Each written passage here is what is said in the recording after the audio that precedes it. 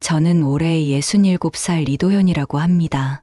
37년 동안 세무공무원으로 근무하다가 은퇴한 지 몇 해가 지났습니다. 은퇴 후에는 그동안 고생했으니 이제는 좀 쉬자고 마음먹었죠. 그런데 막상 연금만 받아서 생활하려니 늘 계산기를 두드리게 되더군요. 아내와 둘이 살아가기에 당장은 문제 없었지만 앞으로 의료비라도 커지면 어떻게 하지? 하는 불안이 항상 따라다녔습니다. 그 무렵 뉴스에서는 연일 무인, 시대라는 단어가 쏟아지고 있었습니다. 카페, 편의점, 빨래방 사람 손을 거치지 않고도 돌아가는 사업들이 하나둘씩 늘어났죠. 저도 어느 순간 이런 생각이 스쳤습니다. 사람 없이 돈이 벌린다면 은퇴 후에도 부담 없이 할 수 있지 않을까? 바로 그때 고향 후배에게서 연락이 왔습니다. 이름은 정민수, 47살로 요즘 숙박업 관련 중개를 한다고 했습니다. 그가 꺼낸 말은 제 귀를 단번에 사로잡았습니다. 형님, 요즘 무인텔이 대세입니다. 사람 안 쓰고도 한 달에 1,000만 원은 순수익이 남습니다. 지금 투자하시면 노후가 달라져요. 처음엔 믿기지 않았습니다. 사람 없이 모텔을 운영한다니 말이 되는 건가 싶었죠. 그런데 민수가 내민 자료들을 보고 있자니 흔들릴 수밖에 없었습니다. 매출표, 예약 현황, 별점 리뷰까지 모두 숫자가 말해주고 있었거든요. 아내 윤미정에게 보여주니 처음엔 펄쩍 뛰며 반대했습니다. 여보, 우리 나이에 무슨 사업이에요. 그냥 연금으로 아껴 살아요. 그런데 무인이라는 단어가 아내 마음도 조금씩 흔들기 시작했습니다. 손님을 직접 상대하지 않아도 되고 시스템만 잘 갖추면 자동으로 돌아간다니 말입니다. 제 눈앞에 그려졌습니다. 은퇴 후에도 사장으로서 안정적인 수익을 올리는 새로운 인생. 그 무렵 서울 송파에 있던 아파트 값이 많이 올라 있었습니다. 지금 팔면 큰돈이 되겠다는 생각이 머리를 스쳤습니다. 제 은퇴 후 새로운 꿈이 그렇게 시작된 겁니다. 아내와 저는 며칠 동안 밤마다 대화를 이어갔습니다. 여보, 정말 괜찮을까? 전 재산을 다 거는 건데 아내는 끝내 불안한 눈빛을 감추지 못했죠. 하지만 고향 후배 정민수는 연신 자신만만한 태도로 말했습니다. 형님, 이번 물건은 기회입니다. 경남 창원에 있는 3층 규모 모텔인데요. 원래는 주인이 급매로 내놓은 거라 가격이 정말 싸요. 위치도 좋아요. 공장지대와 고속도로 진입로 근처라 안정적으로 손님이 들어옵니다. 저는 순간 머리가 복잡해졌습니다. 송파 아파트를 팔면 대략 22억. 여기에 퇴직금과 저축을 합쳐도 아직 4억 정도가 부족했죠. 결국 은행 대출을 끌어와야 했습니다. 아내는 다시 물었습니다. 여보, 만약 일이 잘못되면 어떡해요? 우리 평생 모은 돈이에요. 괜찮아. 모텔 자체가 담보잖아. 그리고 민수 말대로 무인 운영이면 인건비도 적게 들어. 위험은 거의 없어. 그때만 해도 정말 그렇게 믿었습니다. 서류를 정리하며 계약서에 도장을 찍는 순간 가슴이 두근거렸습니다.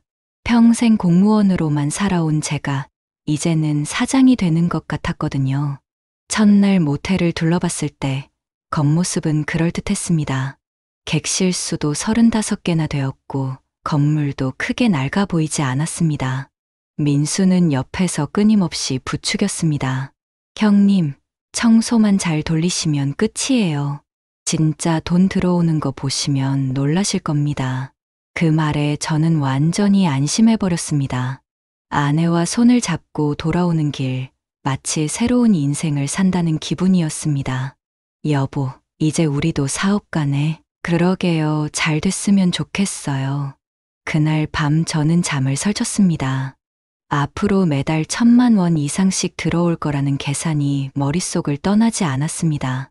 전 재산을 걸었지만 그만큼 달콤한 미래가 기다린다고 믿었던 순간이었습니다. 계약을 마치고 나니 마음이 한결 가벼워졌습니다. 이제는 돈이 들어오기만 하면 되겠구나라는 생각뿐이었죠. 하지만 그 평온은 오래가지 않았습니다.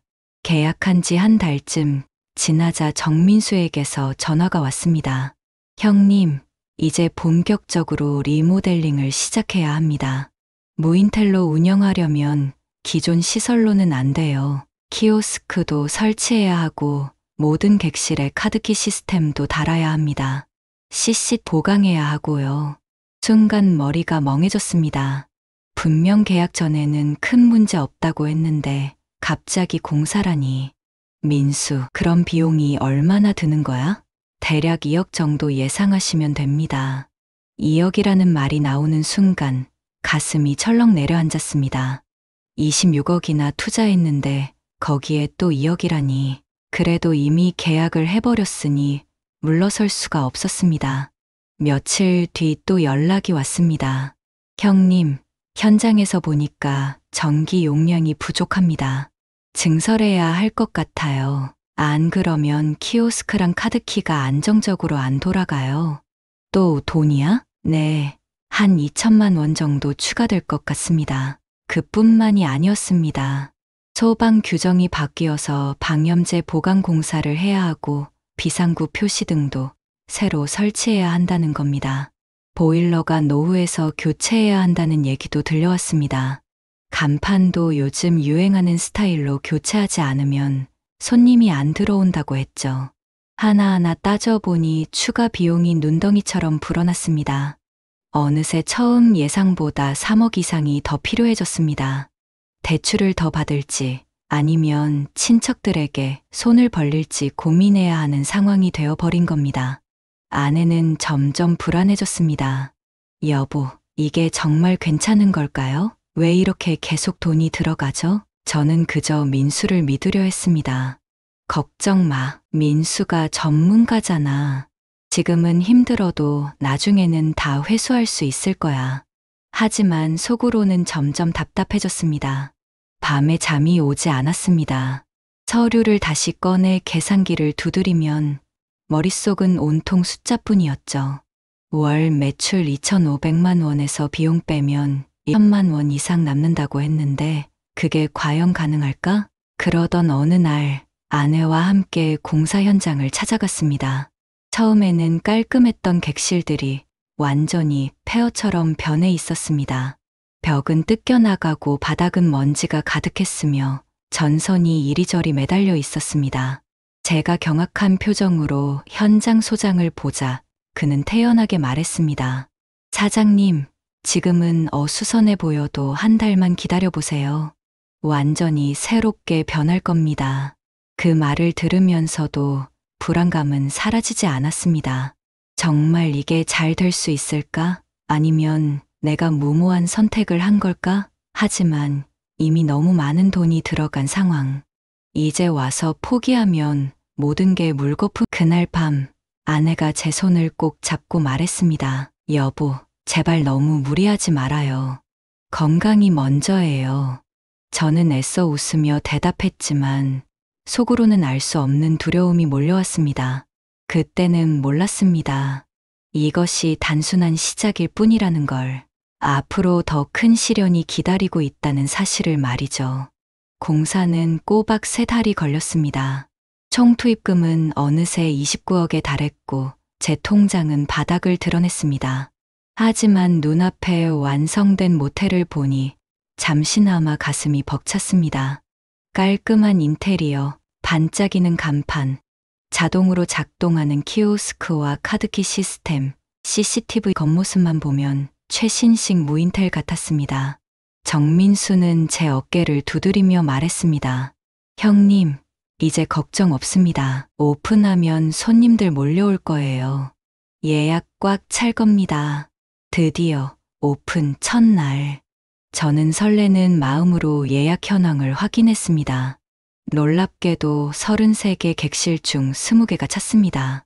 아내와 저는 서로 눈을 마주보며 안도의 한숨을 내쉬었죠.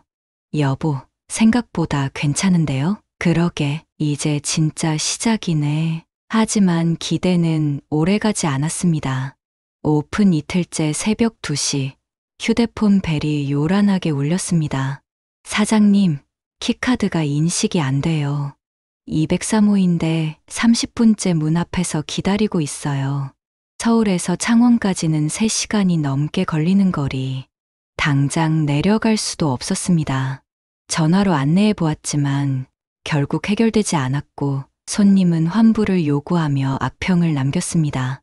새벽 4시 또 다른 전화가 울렸습니다. 200호에서 음악을 너무 크게 틀어서 못 자겠어요. 야간 실장에게 연락했지만 응답이 없었습니다. 결국 그날 밤 한숨도 못 자고 새벽을 맞이했죠. 며칠 뒤에도 비슷한 문제들이 끊이지 않았습니다. 키카드 고장, 소음 민원, 보일러 작동 불량, 무인텔이라 했지만 문제는 결국 모두 제게 직접 쏟아졌습니다. 아내가 말했습니다. 여보, 이게 무인텔이에요? 오히려 더 힘든 것 같아요. 저도 인정할 수밖에 없었습니다. 무인이라는 이름은 껍데기에 불과했습니다.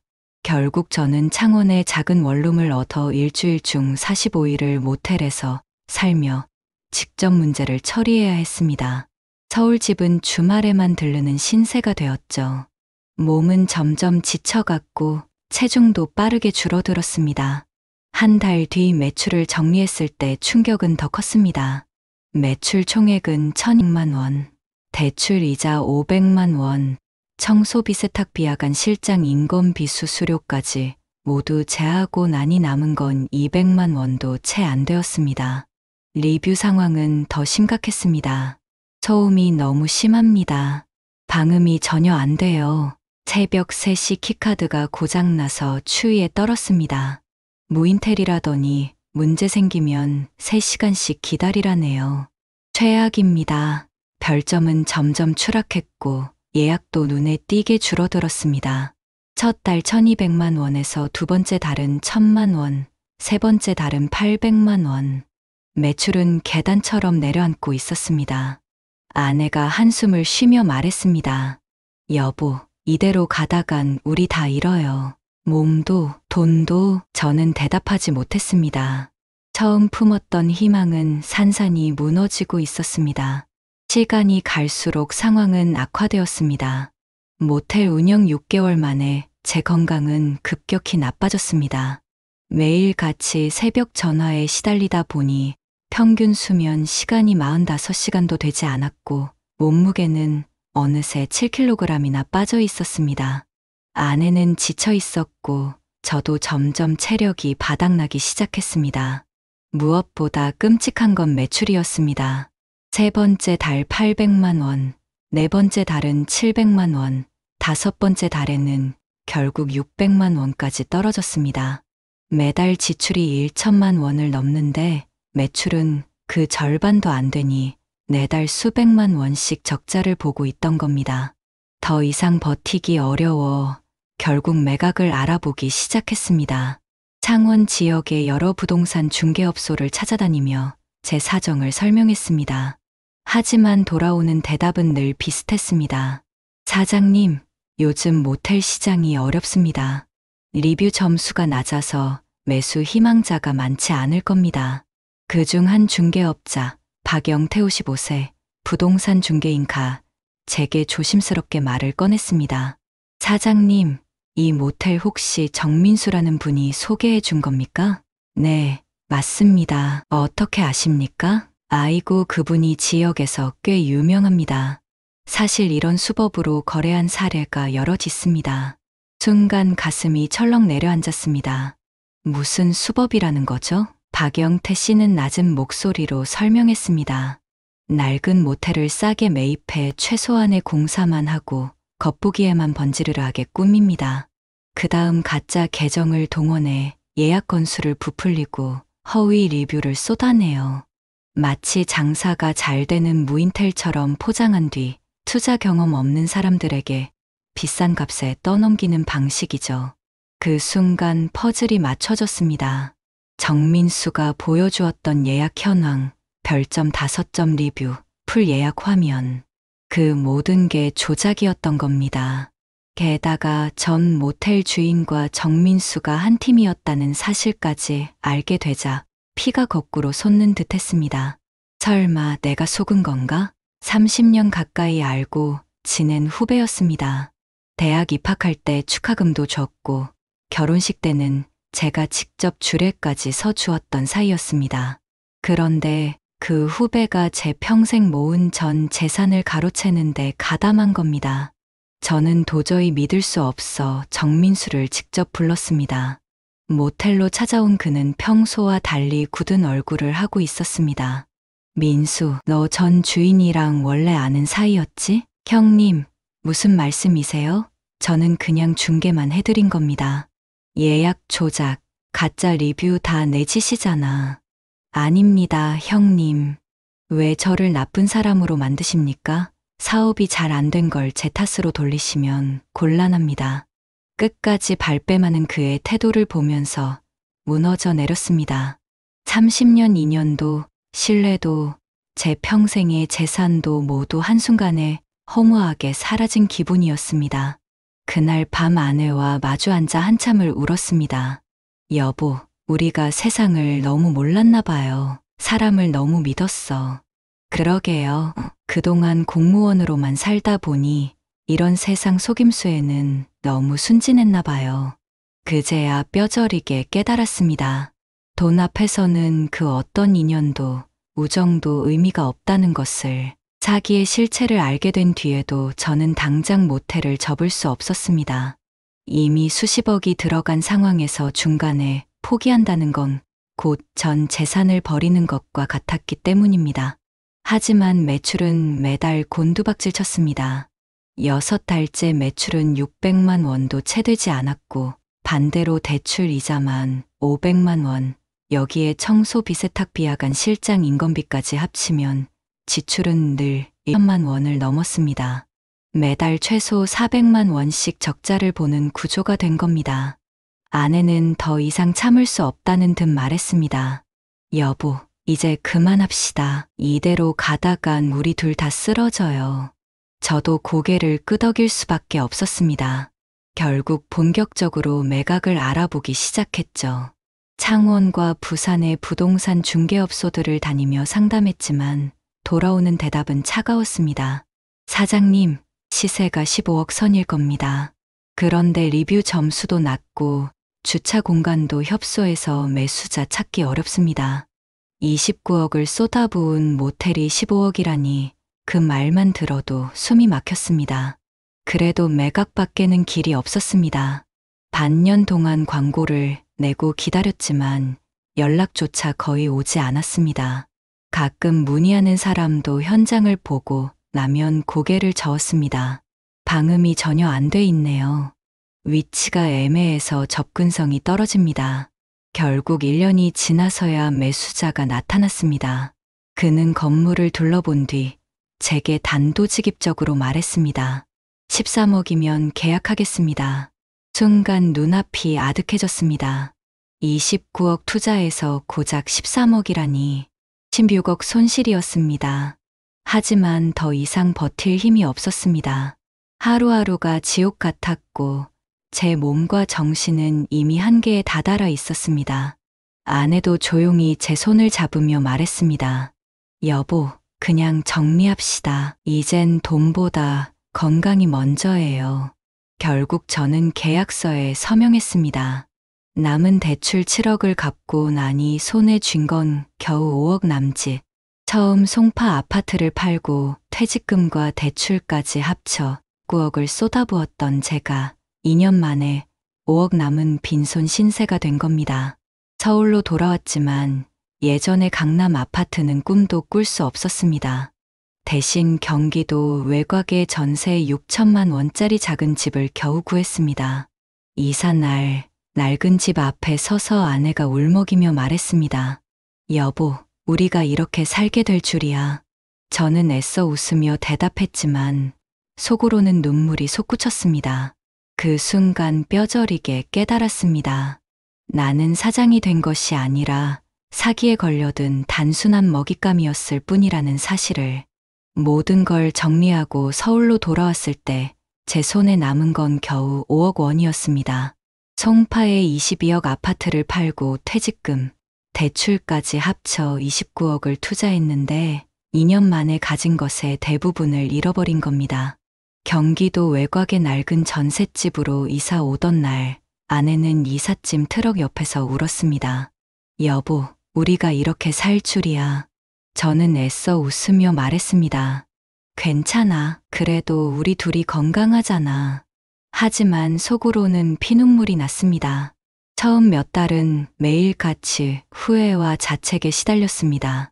내가 왜 그때 민수 말을 믿었을까? 왜 전 재산을 몰빵했을까? 왜 아무것도 모르는 분야에 뛰어들었을까? 잠이 오지 않는 밤마다 스스로를 원망했습니다. TV에서 부른 뉴스만 나와도 채널을 돌렸습니다. 보기가 싫었습니다. 하지만 시간이 조금씩 흘러가면서 새로운 감정이 찾아왔습니다. 어느 날 저녁 아내와 함께 동네 시장에서 장을 보고 돌아와 집에서 직접 요리를 해 먹었습니다. 오래간만에 끓인 된장찌개 한 그릇이 이상하게도 그렇게 맛있을 수가 없었습니다. 아내가 웃으며 말했습니다. 여보, 우리 요즘 더 많이 대화하는 것 같아요. 그제야 깨달았습니다. 강남 아파트에 살 때는 늘 돈 걱정, 투자 걱정에 시달리느라 정작 아내와 대화할 시간이 거의 없었다는 사실을. 지금은 하루 종일 함께 있으니 서로의 이야기를 듣고 소소한 일상을 나눌 수 있었습니다. 가끔은 근처 공원을 산책하고 도서관에 가서 책을 읽고 주말이면 가까운 바닷가에 가서 낚시를 즐겼습니다. 남들이 보기에는 소박한 생활일지 모르지만 저희에게는 이것이 진짜 행복이었습니다.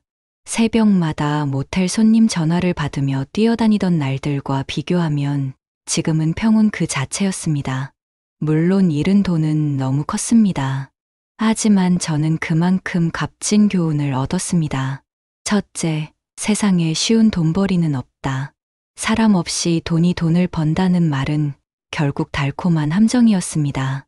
둘째, 전 재산을 한 곳에 몰지 말라. 분산 투자만 했어도 삶이 이렇게 무너지지는 않았을 겁니다. 셋째, 모르는 분야는 건드리지 말라.